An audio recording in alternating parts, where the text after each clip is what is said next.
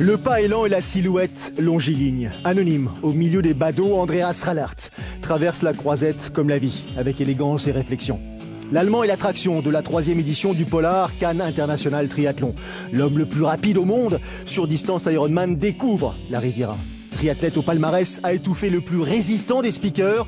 Andreas considère que la routine fait partie de son quotidien.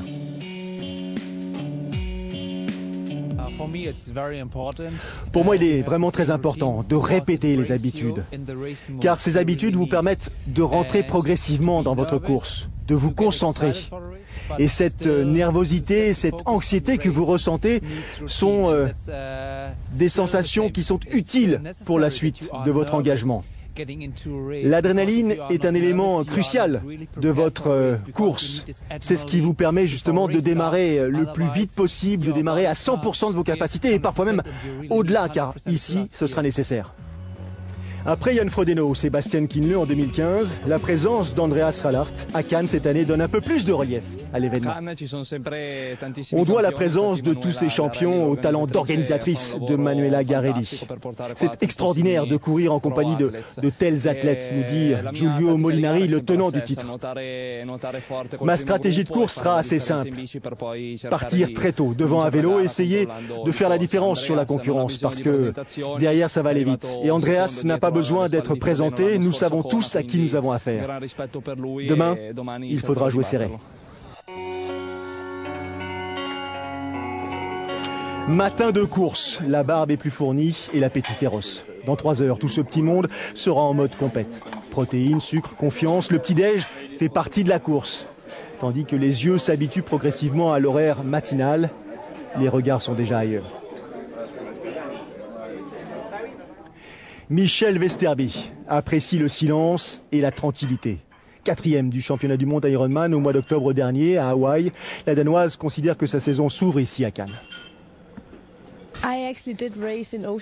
J'ai effectivement déjà couru il y a 15 jours aux États-Unis, mais j'avais beaucoup d'obligations liées à la présence de mes partenaires. Ici, ce sera différent. Je suis libéré, totalement concentré sur ma course. Mon objectif cette saison est bien sûr l'Ironman d'Hawaï. Et cette course à Cannes s'inscrit parfaitement dans le cadre de cette préparation. Le jour a fait son apparition sur la croisette, il est 7 heures. Le parc à vélo compte près de 2000 occupants. 2 courses sont au programme dans le fameux longue distance qui va retenir notre attention. Charlotte Morel est la championne de France sur ce format. Concentrée mais souriante, la jeune femme se présente sur la ligne de départ avec une préparation gênée par une blessure. 7h41-43, c'est le record établi par Andreas Rallart à Roth en 2011. Depuis, l'Allemand a notamment terminé 2e à Hawaï l'an dernier à 39 printemps. À tous les amateurs, je conseille la même méthode. Se faire une petite liste de courses avec les choses à ne pas oublier et vérifier la veille de l'épreuve que vous avez bien tout comme indiqué sur cette liste. Mon expérience me permet de m'en passer, mais je crois que ce conseil est très utile pour tous les amateurs. Les conseils de Leanda Cave sont précieux. La Britannique, vainqueur à Cannes l'an dernier, est la seule femme à avoir glané 4 titres mondiaux sur 4 distances différentes. Cette année encore, elle a l'intention de terminer devant. Ça gonfle, ça gesticule, ça décolle un peu. L'heure du départ approche. La décontraction a laissé place à l'anxiété, qui elle-même va laisser place à l'appréhension.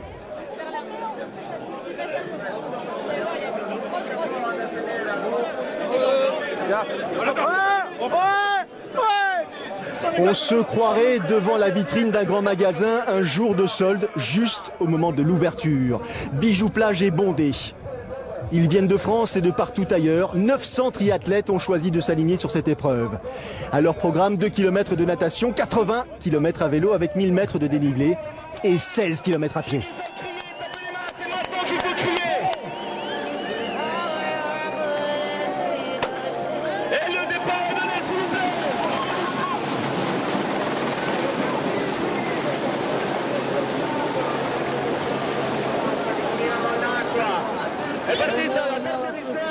Un départ de triathlon, c'est vif, bruyant et sans espace. Vive la promiscuité. On cherche sa place, on évite les coups et avant de commencer à nager, on est déjà essoufflé. L'eau est fraîche, ici à Cannes, 14-15 degrés ce dimanche 17 avril. Le parcours suffisamment long pour vous permettre de réfléchir à la suite de la journée. Il y a beaucoup d'amateurs, je vous le disais, près de 900 inscrits et quelques professionnels connus. On a vu Giulio Molinari, on a vu Andreas Rallart. Il y a Frédéric Belob, le Français, champion de France longue distance en 2015 à Gravelines, qui mène la danse pour l'instant. Il y a aussi Bart Ernouts, le Belge. Il y a Étienne Dimesch, Gwenel Houlière. Ça, c'est le côté masculin. Côté féminin, Leanda Cave, Michel Vesterby, vous êtes au courant, mais aussi la jeune Belge qu'on a découvert ici l'an passé, Alexandra Tondeur, Charlotte Morel, Céline Bourrez, la locale de l'étape qui, en l'occurrence, elle réside à Tanneron, et puis Vanessa Rowe. Bref, un champ d'athlètes assez intéressant sur le plan des pros. Et que dire justement du cadre qui permet aux amateurs de débuter leur saison dans des conditions absolument idéales. Même si, encore une fois, la température de l'eau est fraîche, les conditions climatiques sont suffisamment douces pour prendre plaisir. C'est parti pour ces 2 km de natation avec déjà un rythme soutenu, ou du moins normal, c'est comme ça qu'on va le décrire, imprimé par, en l'occurrence, le jeune athlète français, Léo Bergère, par également Frédéric Belob. Tous ces athlètes sont en bonnet blanc. Le bonnet rouge, c'est un triathlète qui fait partie d'une équipe, Raoul Chaud. Et puis derrière, on va retrouver Patrick Lang, l'Allemand, on va retrouver Andreas Rallart, on va retrouver Étienne Dimesch. Rien n'est joué, 2 boucles à parcourir, une petite sortie à l'australienne que l'on va suivre ensemble pour permettre justement aux spectateurs présents de manière massive sur la plage d'assister au spectacle. Léo Bergère sur la droite de votre écran, sur la gauche plutôt, c'est Frédéric Belob, 2 athlètes français, 2 générations différentes, 16 ans d'écart. Quand Frédéric Belob était champion du monde junior en 2000 à Perth, Léo Bergère avait 4 ans. On est passé de la situation allongée à une situation debout avec une accélération, les pieds dans le sable. Ceux qui ne sont pas habitués vont ressentir quelques difficultés, la tête qui tourne. Pour tous ces pros, encore une fois, c'est juste la répétition de dizaines d'épreuves, une expérience cumulée au gré des années qui leur autorise justement cette aisance. Andreas Rallart sous nos yeux, suivi par Patrick Lange, l'Allemand. Et on est reparti pour une 2e boucle qui va permettre donc à tous ces compétiteurs de couvrir ces 2000 mètres. La première de ces dames, c'est elle, vous l'avez reconnue bien sûr, nageuse émérite, Charlotte Morel, qui a franchi un cap sur le plan professionnel depuis l'an passé avec justement ce titre de champion de France qu'elle a glané à Gravelines. Dans la foulée, un peu plus tard, au mois de juillet, elle s'imposait à l'Alpe de cette terrible ascension. Une épreuve qu'elle remportait pour la 3e fois. Charlotte mène la danse devant Leanda Cave pour l'instant, devant Michel Vesterby. Alexandra Tondeur est un tout petit peu plus loin.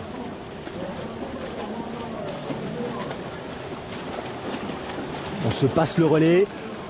On se met dans les pieds du prédécesseur, histoire de respirer un petit peu mieux. Des styles de nage très différents. Ça boite un petit peu en tête du côté de Belob. Une natation un peu plus ample derrière. C'est Molinari, Giulio Molinari, le vainqueur de l'édition 2015, qui est dans les pieds de Fred. Et en 3e place, Léo Bergère, le jeune triathlète passé pro cette année, qui avait pris, on s'en souvient l'année dernière, une 3e place lors des championnats du monde junior. C'était à Chicago. Leanda Cave, on l'a vu à l'instant, toujours en 2e place.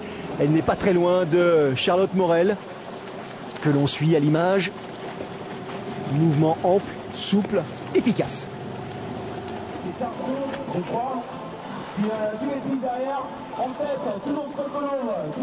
Encore quelques mouvements bras et ce sera bientôt la sortie de l'eau.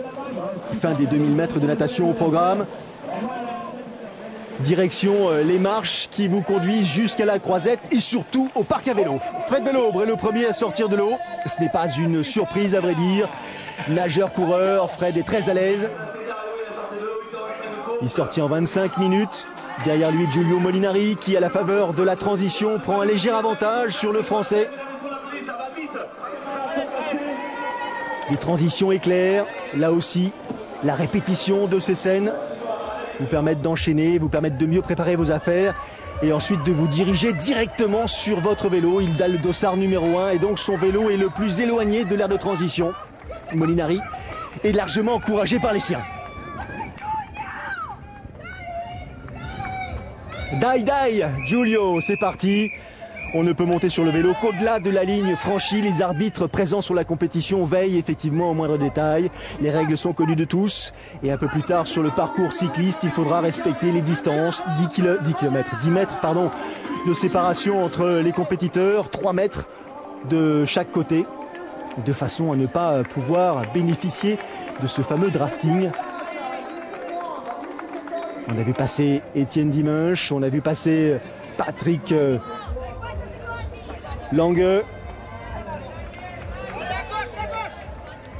Les écarts sont assez faibles, hein. Une petite minute d'écart entre les deux premiers et les poursuivants. Ce groupe de 3 que l'on a suivi. Ça, ce sont les temps à la sortie de l'ère de transition. Avantage pour l'Italien, 10 petites secondes sur le Français. Léo Berger est là. Dimanche n'est pas très loin. Et Andreas Rallard compte déjà une minute de retard. La voici, la première de ces dames. Charlotte Morel qui s'est changée, qui continue à le faire pendant qu'elle est en train de courir à direction de son vélo. Le casque est bien fixé, les lunettes, je dirais presque, sont chaussées. L'allure est confiante. Attention, attention à ne pas se tromper. Il y a un peu plus de 2000 vélos en l'occurrence. Tous les vélos réunis, qu'il s'agisse de la compétition longue et la compétition courte qui va partir quelques minutes plus tard. Elle porte désormais les couleurs du club de Monaco, tout comme l'athlète qui la suit de quelques centimètres, Gwenelle Houlière, le Savoyard de Cibourg. 2 athlètes qui ont intégré le club de Monaco, dirigé par Hervé Banti. Un club qui a l'habitude d'être présent sur la plupart des épreuves hexagonales. Leanda Cave à son tour, qui prend un peu plus de temps. La Britannique n'est pas très loin derrière la Française, un peu plus d'une dizaine de secondes. Très attentive à tout le matériel. Attention à ne pas se cogner les pieds justement. Et les chaussures sont fixées sur les pédales pour ce qui concerne les professionnels et nombre d'amateurs. Question d'habitude, question de temps aussi gagné lors de cette transition, même si encore une fois, si l'on compare ces transitions à celles qu'on a l'habitude de voir sur le circuit français ou sur les circuits internationaux, ce n'est pas aussi expéditif. 3e jeune femme à s'extraire de l'ère de transition, Michelle Vesterby, la danoise, vainqueur en 2015 du Challenge du Danemark, de l'Ironman de Copenhague. On le rappelle, 4e lors des championnats du monde à Hawaï. Elle avait pris l'an passé une 5e place ici même. Elle a bien l'intention d'améliorer cette position. Elle n'a pas encore chaussé, qu'elle est déjà en train d'appuyer sur les pédales. C'est parti pour un parcours long de 80 km avec 1000 mètres de dénivelé positif. De quoi surprendre pas mal de compétiteurs. Alexandra Tondeur et à près de 4 minutes 30. Les 10 premiers kilomètres sont très roulants et Giulio Molinari s'en empare à grands coups de pédale. Derrière lui, en 2e position, c'est l'Allemand Lange qui, à la faveur de ces premiers kilomètres particulièrement favorables, vont essayer tous les deux de prendre de précieuses secondes sur leur poursuivant immédiat, ce qui peut-être pourrait leur causer du tracas un peu plus tard dans la course, après le vélo sur le parcours pédestre.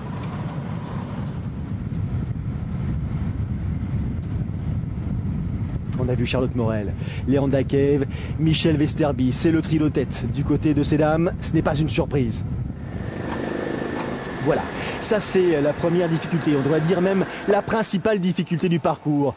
À hauteur du kilomètre 17, Pégomas, on prend à gauche, direction Tanneron, 8 km d'ascension avec une dénivellation de 5%. Ce n'est pas excessif, mais ça peut laisser quelques traces. 2 styles très différents. À gauche, Léo Berger avec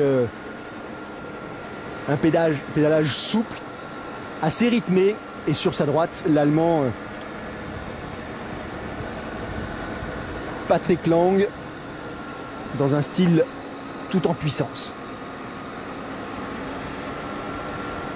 7 km de virage assez régulier sur le plan de la difficulté.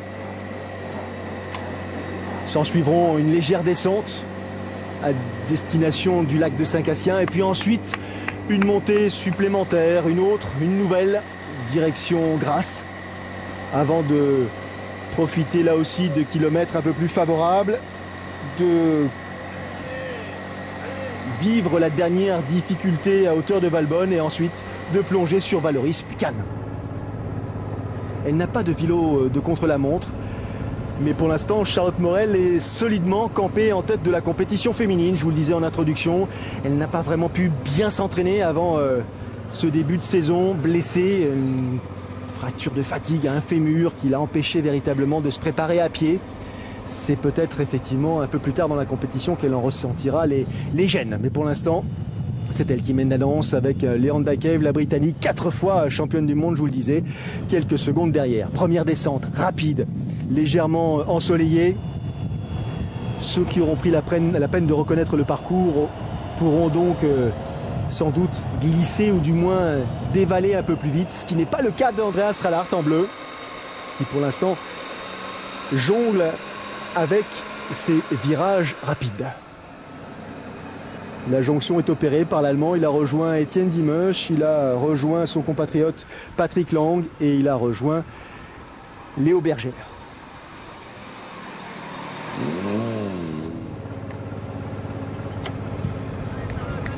On a vu Giulio Molinari, on aperçoit Charlotte Morel qui arrive à hauteur du talon, kilomètre 25.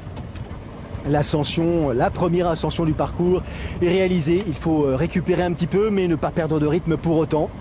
Profiter de la descente pour s'alimenter, pour se refaire une petite santé et ensuite produire un nouvel effort un tout petit peu après. Capitaliser. Molinari, toujours devant. Léo Bergère. Et puis un nouvel arrivant en l'occurrence, jeune athlète aussi à hauteur du kilomètre 45. Il s'agit de Thomas Steger, l'Autrichien, 24 printemps seulement, 3 victoires à son actif en 2015 sur ce type de distance, c'est-à-dire Alpha Ironman, distance dite mi-longue.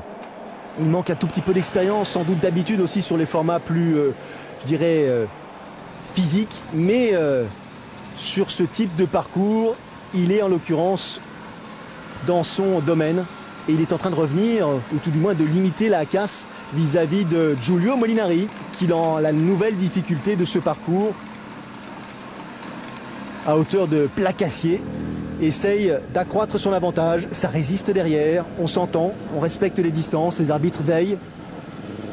Toujours un groupe de 4 athlètes qui se situe grosso modo à près d'1 minute 45 de Giulio Molinari.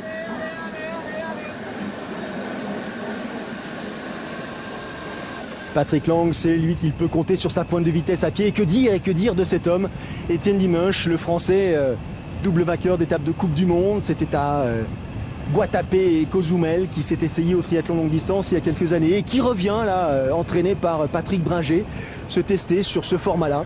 S'il y en a un qui peut être dangereux à pied, c'est bien Etienne Dimesch.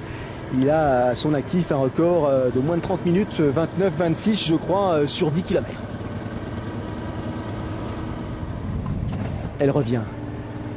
Pas considérée comme une excellente nageuse, Alexandra Tondeur, mais elle le sait, est une excellente cycliste et elle est en train de revenir sur la tête de course.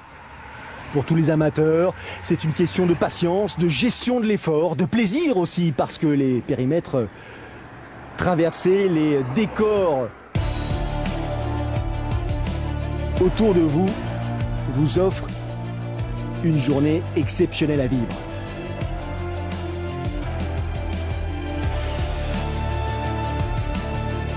Le parcours est tracé à la fois dans le département du Var, à la fois dans le département des Alpes-Maritimes, autant dire que les Chênes-Liège, les Mimosas, enfin bref, tout est là pour favoriser le dépaysement.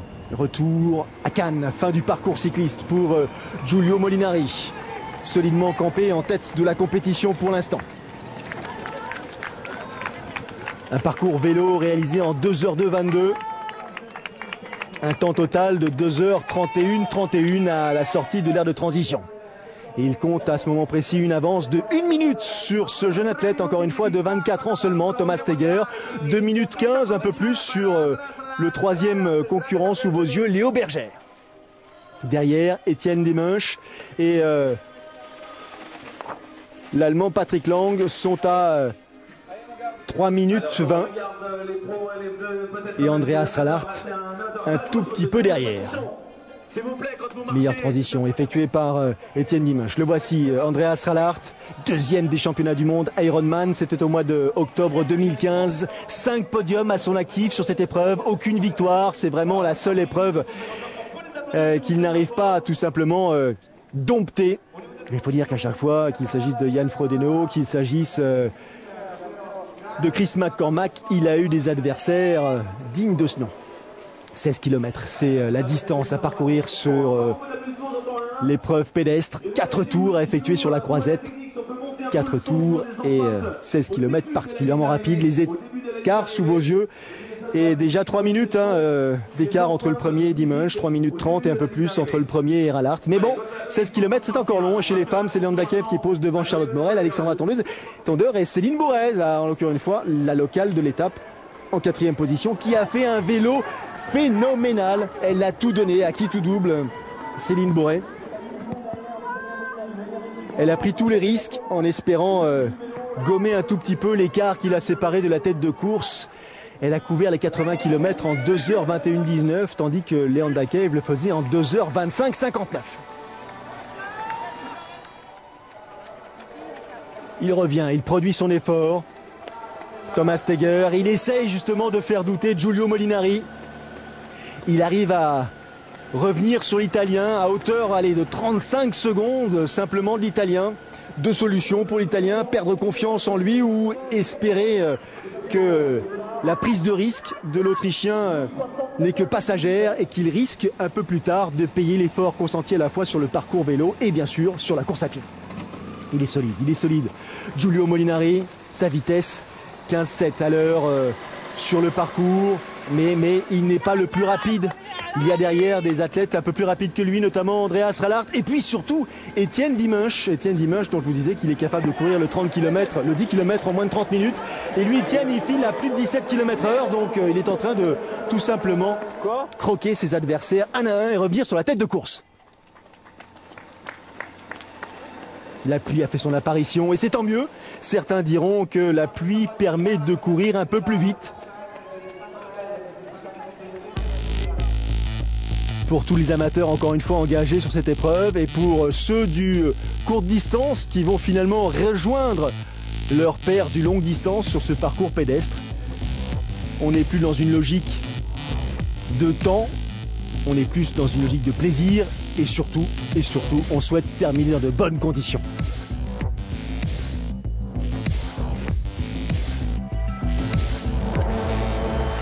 Cette 3e édition du Polar Cannes International Triathlon a réuni plus de 2000 concurrents, tous ravis. C'est génial!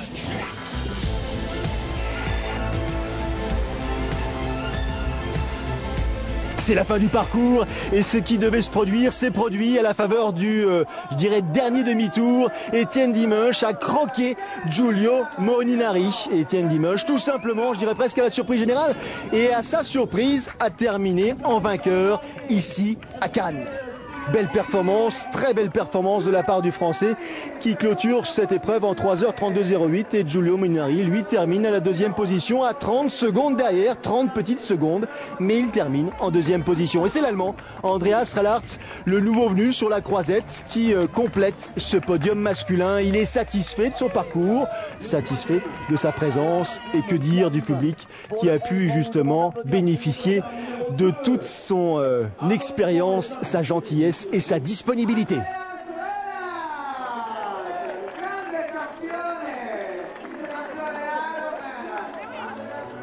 Dimanche au milieu, Molinari à gauche en noir, Rallart à droite en bleu. Joli podium, tout du moins c'est le podium de cette 3e édition du Polar Cannes International Triathlon. 4e position pour Lange, 5e position pour le jeune Steger qui finalement a trouvé les ressources nécessaires pour aller jusqu'au bout de ce parcours, ce qui n'est pas forcément le cas d'autres, à l'image de Léo Bergère.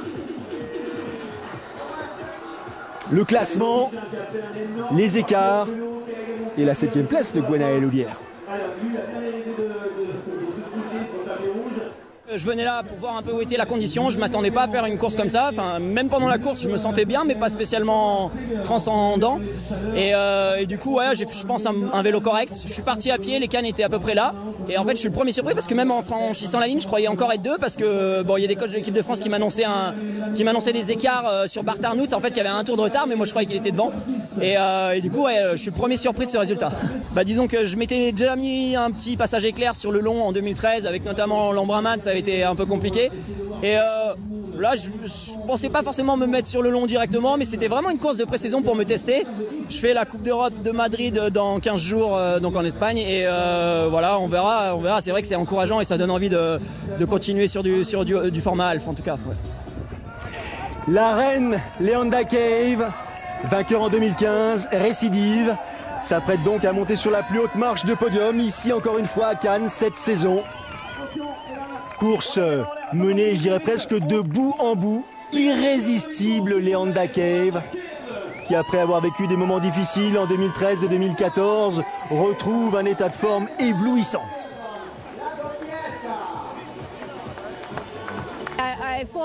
Je suis littéralement tombée amoureuse de cette ville et de cette épreuve. C'est une course absolument géniale et j'ai bien l'intention de la faire l'année prochaine encore. Voilà, le message est passé à toutes les autres concurrentes. Cave devant Tondeur, devant Bourret, je vous le disais, hein, une course extraordinaire de la part de Céline Bourret. Charlotte Morel a préféré abandonner, elle a des objectifs importants cette saison et notamment l'Embrunman. De belles émotions, de beaux souvenirs pour tous ces compétiteurs. Et encore une fois, une épreuve qui a tenu la hauteur de ses ambitions. Prochain rendez-vous triathlon sur l'antenne de Canal+ Sport. Ce sera l'Alpha Ironman d'Aix-en-Provence et un peu plus tard, l'Ironman France. Alors je vous dis à très vite. Salut.